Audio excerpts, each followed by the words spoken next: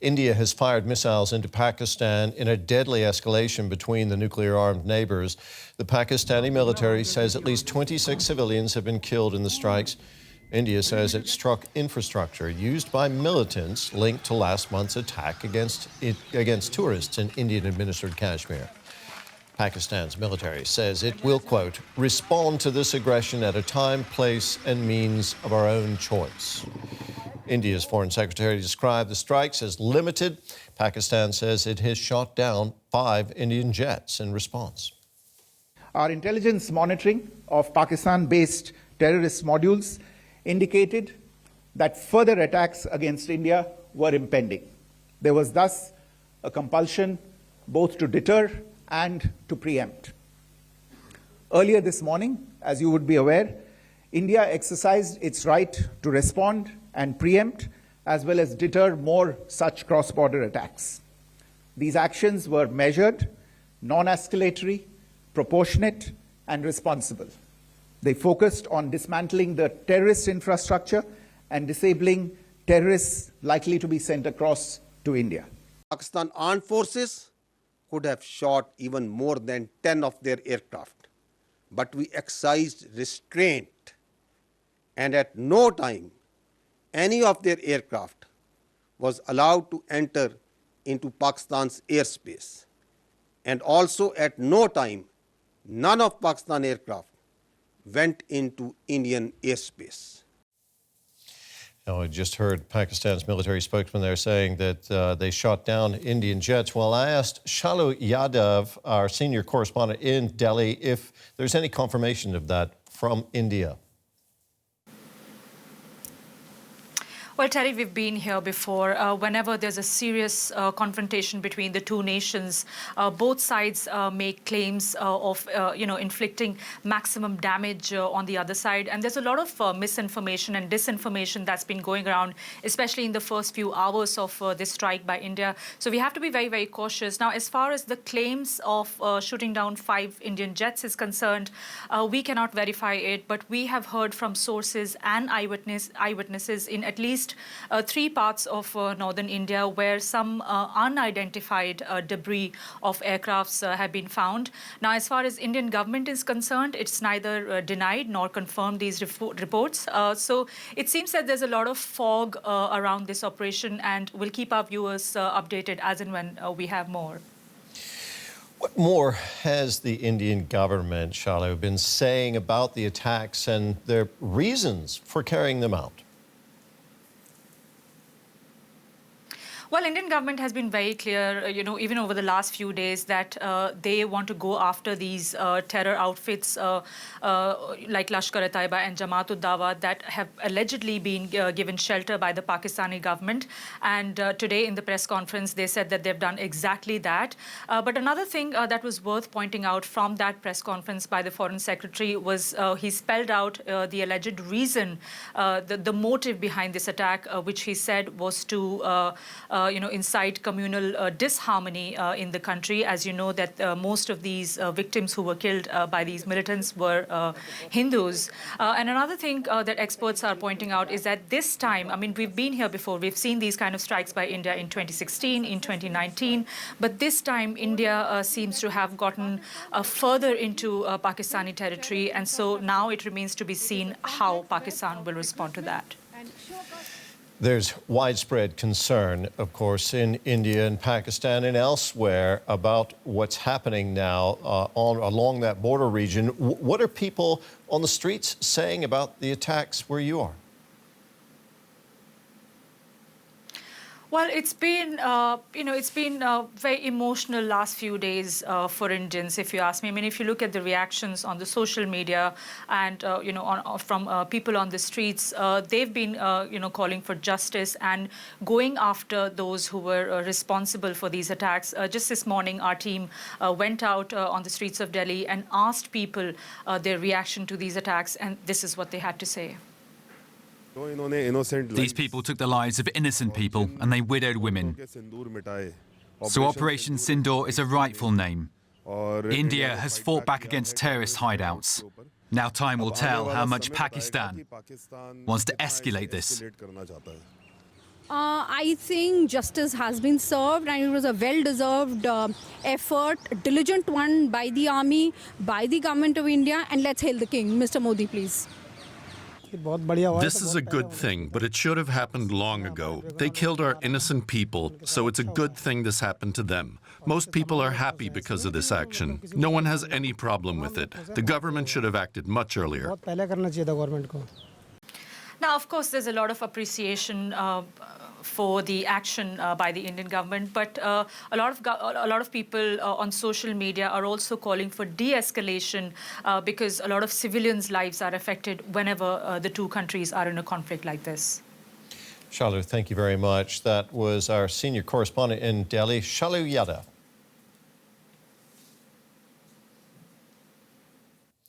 Shamia Shams from DW's Asia desk is following this story. Shamia, India has repeatedly accused Pakistan of not doing enough to combat terrorist groups operating on its soil. What is Pakistan doing to combat terrorism? Well, Pakistan has done things partially. Pakistan has cracked down on militant groups, which it now considers a threat to its existence, like the Tehreek-e-Taliban Pakistan, which is affiliated with the Afghan Taliban rulers in Kabul.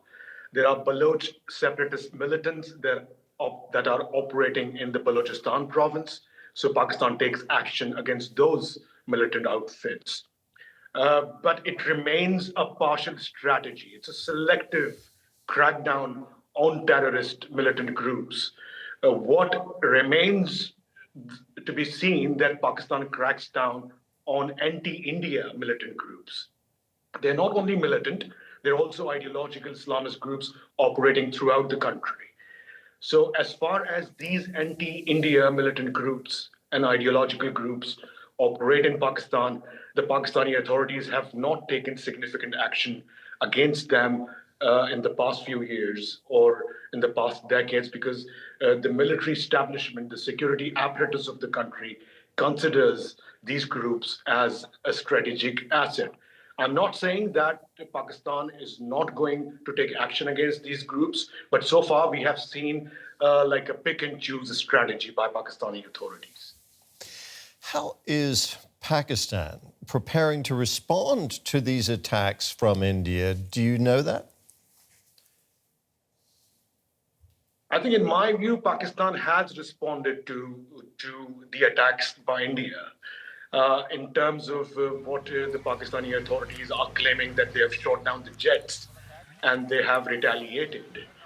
Now we have seen, we have heard, we have read that the Pakistani military has said that it would attack India in response to what happened last night.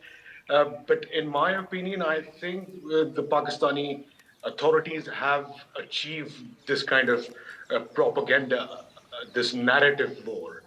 What India wanted to achieve, Prime Minister Modi's government, it has in a way achieved that. And Pakistani authorities, by telling the people that it has shot down the jets, it has retaliated, it has responded India in kind, I think should be enough from the Pakistani side.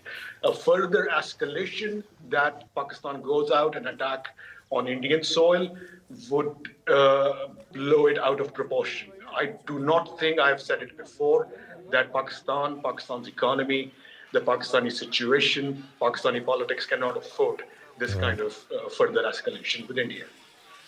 Now, Turkey is warning about the risk of all-out war. It joins Germany, Russia, China, the U.S., the UN in urging both sides to de-escalate in this conflict. How much appetite is there in Pakistan to de-escalate? I personally believe that they have a lot of appetite. They have an appetite because of the limitations Pakistan has. I know there's a lot of war rhetoric, nationalistic, jingoistic rhetoric being played out in Pakistani media, social media. But I don't think that the Pakistani authorities would like to escalate further. And China, the US especially, would not allow this to continue. further. So international actors, the global powers, and the geopolitical situation, I think that will all determine that the de-escalation takes place. If escalation takes place, it would be very unfortunate. It could spiral out of control. And I don't think that both India and Pakistan, two nuclear-armed nations, can afford this kind of further escalation. Shamil, thank you very much for your insights. That was Shamil Shams from DW's Asia Desk. Thank you. And we can now speak to former Pakistani Minister of State for Foreign Affairs, Hina Rabbani Kar. Thanks for joining us here on DW News. Now, India says it had intelligence of further threats from militant groups based in Pakistan and that it's taken preemptive action with these strikes. What's your response to that? Okay, first, just to add some context over here, currently I'm speaking to you stranded at Doha airport because early or late in the evening or early hours of the morning, one nuclear-powered belligerent neighbor of Pakistan decided to launch missile attacks into Pakistan's territory, settled area of Pakistan, not across only the LOC, the line of control, on evidence or shreds of evidence which have still not even been provided to Pakistan or to the international community. I just want you to contextualize this because what we're talking about over here is one country believing, creating a false narrative, going into hyper-nationalism, symbolism of sindoor, etc., to create a body of, I guess, votes or response from its own countries. And in order to do that, can escalate to the extent of actually sending missiles into a nuclear-armed country. Now, imagine where this escalation ladder ends, because as far as, I guess, the world also knows, Pakistan has not only nuclear deterrence capacity, but also the capacity in conventional warfare to match India for every harm that it does to Pakistan, which is, according to international law, now not only our right, but also our responsibility. And India's I want to ask you about how this might end that they have soon. attacked civilians. Now, Pakistan's Prime I do not Minister... see this ending soon. And Sorry, no, go ahead. Unfortunately, this has been my shouting out to the world as an ex-foreign minister of Pakistan that you're ignoring this very belligerent rogue nation, which is emerging out of a good India that used to be a secular India that we know. But this Modi's India that has emerged started with 2016. Okay. Unilaterally Let's move on to another question. I want to ask you about something that Pakistan's Prime Minister has said. Pakistan's Prime Minister has called this an act of war. Are you expecting Pakistan to retaliate? Look, as I said, our civilian targets, civilians have been killed in Pakistani territory. It goes beyond the pale of just defending our sovereignty and our national borders. And we are grappling with the question that do you give a belligerent larger nation to attack with missiles or anything of its choosing at will, choosing of its day and time, and just launch a military strike onto civilian population? And that's exactly what they have actually accepted to do. So okay, what we does know this any attack country, has if taken the same place. thing was to happen to Germany today by France, what happens? What do? Do you wait for the next attack on the next civilian? We're all wondering what is going to happen next, but I want to ask you about what's behind this. Sorry for interrupting you, but I'm just wondering, we're all wondering where this is going and how it got here. Pakistan, as you know, has long been accused of backing and providing a haven to organizations deemed as terrorist groups by the US and others. Can you understand, therefore, why India would say that Pakistan was complicit in that deadly attack on tourists last month in Indian-administered Kashmir?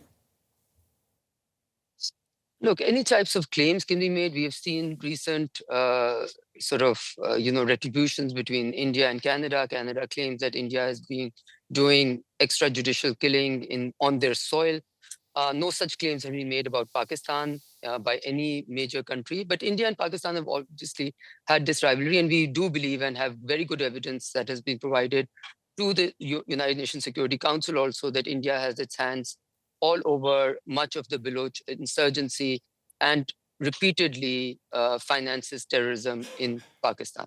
Now, for India to make a claim against Pakistan, maybe it's right. But for India to act on something without giving any evidence to Pakistan to solve this problem, if it even exists, or to the world, to be able to convince, it's pretty much like the press conference that they just did. No questions asked. So They you're think they saying have the impunity to be able to do what they will without any questions asked, because India says, because India believes it, as a rogue nation, I believe they have found that right and been able to do that in 2019, got away with it. And now, I guess, the escalation ladder, or what they think is possible, within the realm of possibility. Okay. And as far as international law is concerned, I don't think they care much about it. Okay, there are a number of questions here. Here's one. India's foreign secretary says his country has seen no action from Pakistan against militant groups since the Pahalgam attack, the attack on those tourists last month.